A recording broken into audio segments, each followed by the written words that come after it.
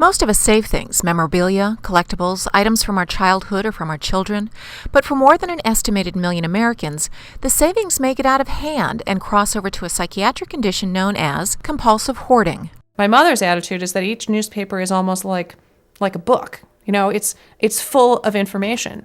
Cover to cover, it's full of information. You don't throw that away before you've enjoyed the information. She wanted to read every single newspaper, every single page of the newspaper before it was discarded. And so they would stack up, and they would just stack and stack. And the perimeter of every room would have stacks of things. She got to the point where there was a whole family room that no one can sit down and watch television in. It's just piled with stuff. There would be bags of things from when she had gone shopping and just walked in the door and plopped them down. I came home for a Thanksgiving, and my dad, at that point, he used a walker, and he was using portable urinals in the living room because my mother had blocked his access to the bathroom downstairs. That was when I got really concerned, and I started searching online for explanations.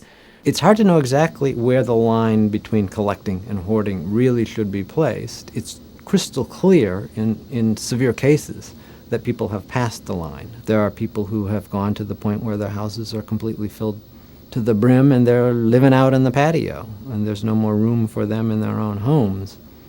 And they're still focused on all of the things that might be useful. They're still collecting, and if you attempt to take away some of the things they've already saved, it's as if you're taking away something of immense value to them. Here at the University of Michigan, there is some research going on focused on the acquisition of resources, and that research really began looking at animals who save. Squirrels, and certain kinds of other rodents save nuts for the winter. And clearly it's adaptive to have those nuts in the middle of the winter. Why people save to the point where it becomes maladaptive is a question that can be applied to every psychiatric disorder, because basically they're all exaggerations of adaptive traits. If someone's aware of someone that they love and care about who seems to be saving things to a point where it's creating problems for the family, for the home, it's creating risks, dangers, try and talk to them about it, try and get more information about what's going on, to see whether or not the person is able, willing to talk about it, to see if the person is able, willing to talk to a professional about it.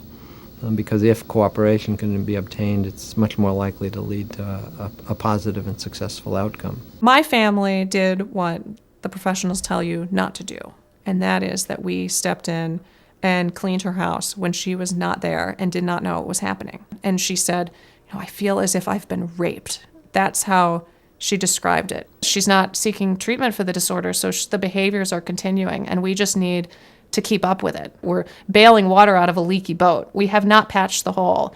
We can't patch the hole. She doesn't want help. But we're going to keep bailing water because we don't want my parents to drown.